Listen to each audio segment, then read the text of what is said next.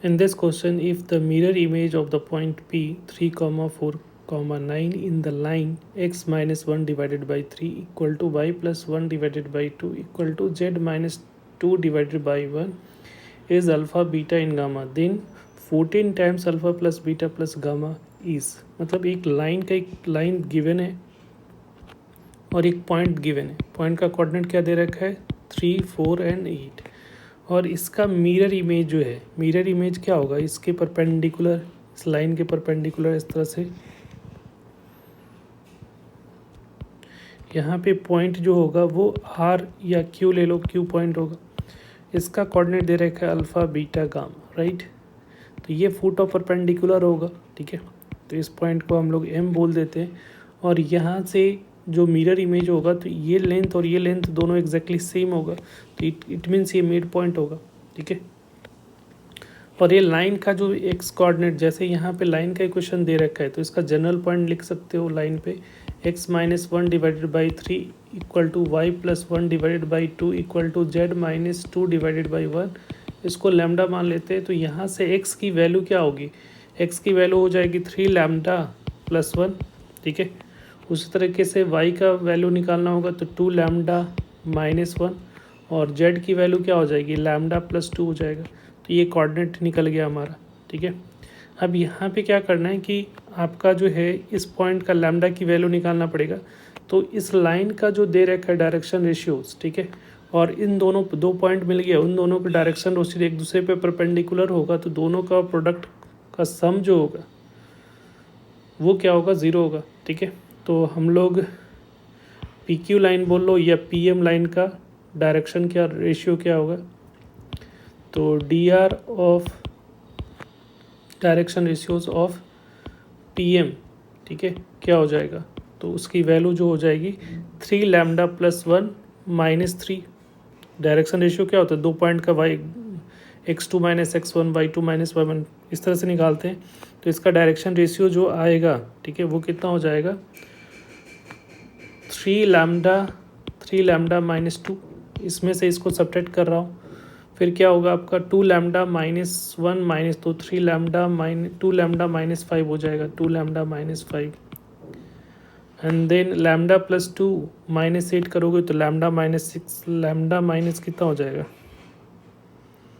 Lambda minus, यहाँ पे lambda plus 2 minus 8 किया तो लैम्डा माइनस 6 हो रहा है, राइट.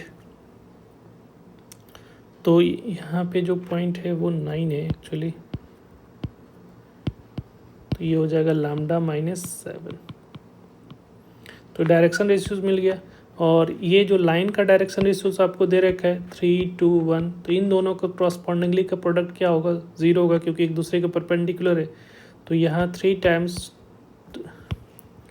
तो क्या हो जाएगा 3 times 3 lambda minus 2 plus 2 times 2 lambda minus 5 plus 1 into lambda minus 7 का वैल्यू क्या हो जाएगा 0.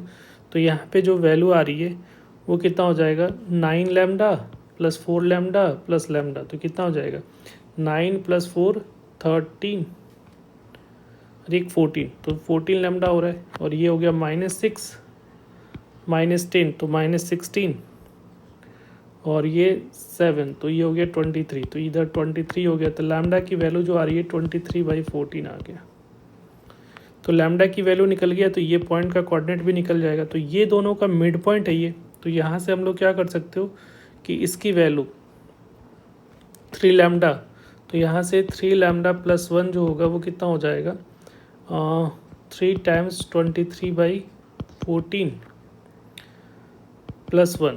तो ये जो वैल्यू आ रही है वो कितना हो जाएगा 40 नीचे में 60, ये 63 प्लस 14 तो ये हो रहा है 83/14. और ये जो आ रहा है 2 लैम्डा माइनस 1, तो लैम्डा की वैल्यू अगर सब्स्टिट्यूट करोगे तो 2 इंटू लैम्डा 23/14 माइनस 1, तो इसका वैल्यू सब सिंप्लीफाई करके 32/14 and then lambda plus 2 that is equal to 23/14 plus 2, तो 28 प्लस 23 तो ये हो जाएगा 51/14.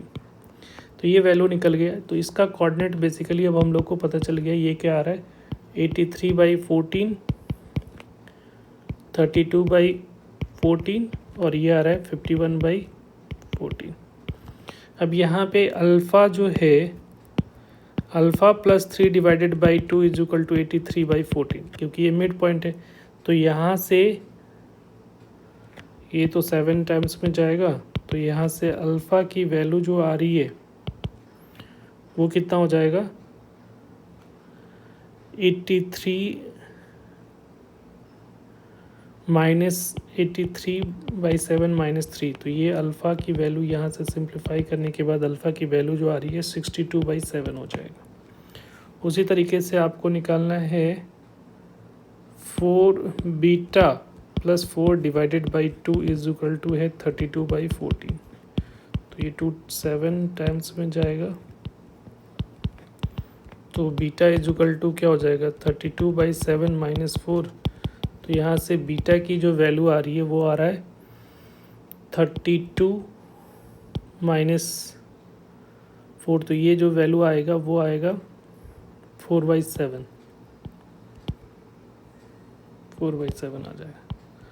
और लास्ट में जो है गामा की वैल्यू निकालना है, तो gamma +9 divided by 2 is equal to है 51/14। तो ये 7 टाइम्स में, तो यहाँ पे गामा की वैल्यू जो आ रही है 51 डिवाइडेड बाई 7 -9। तो यहाँ से गामा की जो वैल्यू आ रही है वो क्या हो जाएगा